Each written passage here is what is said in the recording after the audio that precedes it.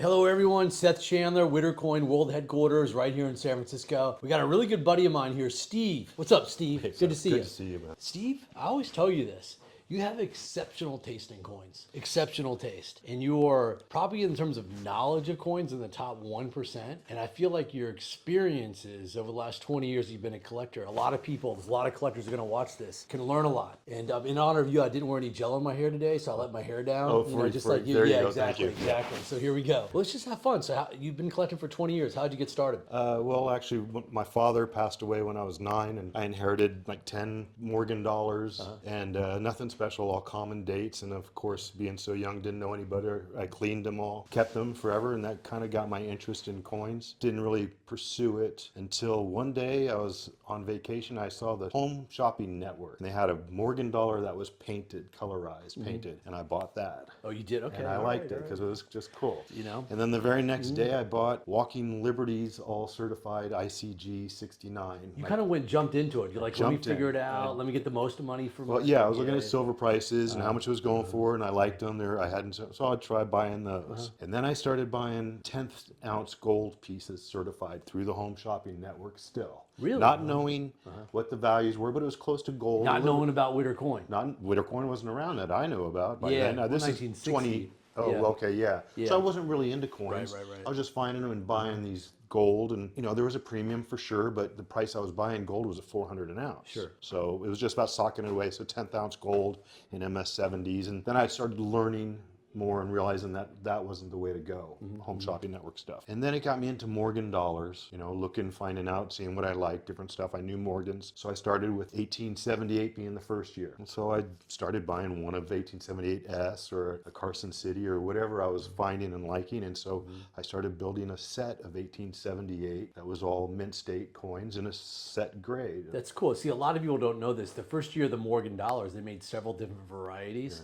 Not only the different mints, but they had the Philadelphia mint, the San Francisco and Carson City mint. Then they had what's called the 7 tail feathers, 7/8 tail feathers, and 8 tail feathers. So it gets That's a little right. more nuance from there, but those are the major varieties. That's a very cool theme. One of each major variety One for of the each. first year of the Morgan dollar. That's cool. right. And all in the same grades. Right. And what typically is your grade focus on coins like that? On something like that, 65. 65. Nice solid grades. Yeah. Those are tough to get. Those aren't easy to get. I look at the price differences a lot. So I look at what a 58 or something would cost versus a 60 or a 63 versus 65. And when there's a price difference, that's what makes me decide what the grade is, how big of a jump. Value grade. Yeah. Yeah. That would just seem like an average grade that I can buy all of those at that grade. That makes If sense. if there was one that I couldn't get, it was too too expensive at a 65, then maybe I would have lowered it to a 64 grade because I wanted to keep them all consecutive. But for those Morgans, I had gotten them in a 65 grade and spent a couple years doing that. And when did you buy out these Morgan dollars in 1878? Well, like I say, it was probably from 2020 to 23. Okay, 2-3 so years. recently, okay. Yeah. So I started really collecting 2020. Okay, that's when you went kind of all hardcore. Hardcore rare stuff. stuff, yeah. Otherwise, I was probably doing the quarters. Might have got me into it. And that was 1999. The Delaware quarters and all that stuff might have kicked it off too. But that was still another the shopping network type thing. So once those started getting me, it piqued my interest. I got more sophisticated, reading more, looking up mintages, price variations for grades, and so on like that. That's cool. One thing, after looking at a lot of your coins, and we placed a lot of really cool coins with you, the one common denominator is I would use the word rare. You really focus on rare coins. So can you give us an example of why and like a few coins that you bought that you really are excited about and why you bought them that are rare? Yes, so, well, I hate giving away that secret, tell you the truth. Right. Why I buy, but there are coins that are rare, that there's obtainable, and then there's coins that are just out there. Yeah.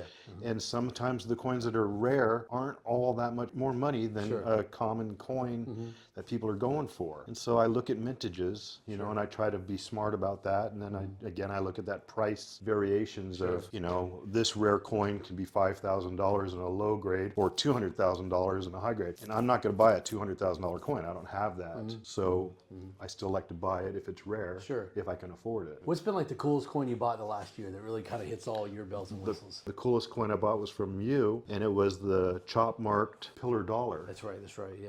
I just counted like 10 different chop marks on it. Had 10 different chop marks on it, and it also had a cut off of it like it was used as a piece of 8. So I think that was my coolest, most recent, just because it has so much story to it.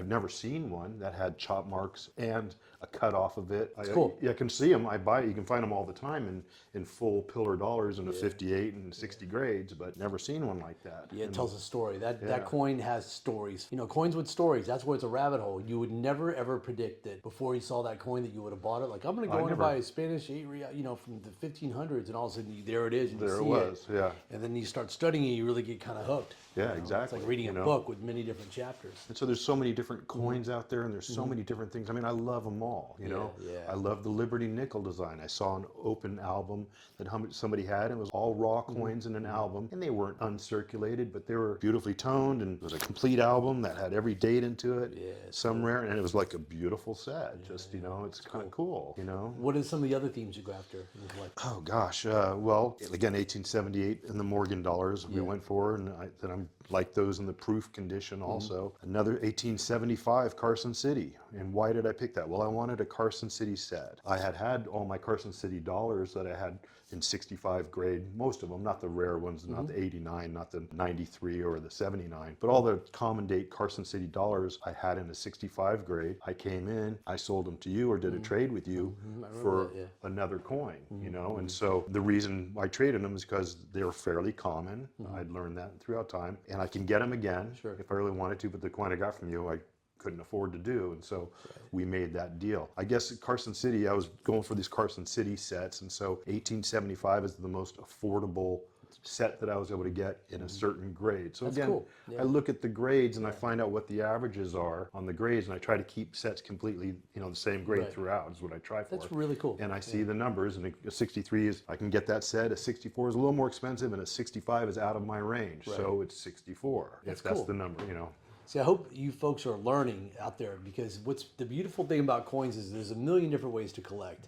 And Steve has just introduced us to a couple of really, I think, cool methods, like a set of Carson City coins from 1875, the 1878, all the Morgan issues in a high grade. You know, you could balance the challenge of it by factoring in rarity along with condition. Yeah, so you can buy rare coins. You don't have to have a big budget. You just got to compromise in your condition. Yeah, exactly. So you just kind of buy the condition that you can afford. Yeah, That's they're really still cool. rare, you know. So what have you learned? I'm sure probably 20 years ago you're like, that was dumb. Yeah. What do you? It's all a learning process. What would you share with people? Well, I guess my problem with that is I don't know what's dumb because everybody likes something different. So what would be dumb is I purchased, I think, I don't know, it was a condition census rarity coin. So it's not a rare coin, but the condition census made it a rare coin.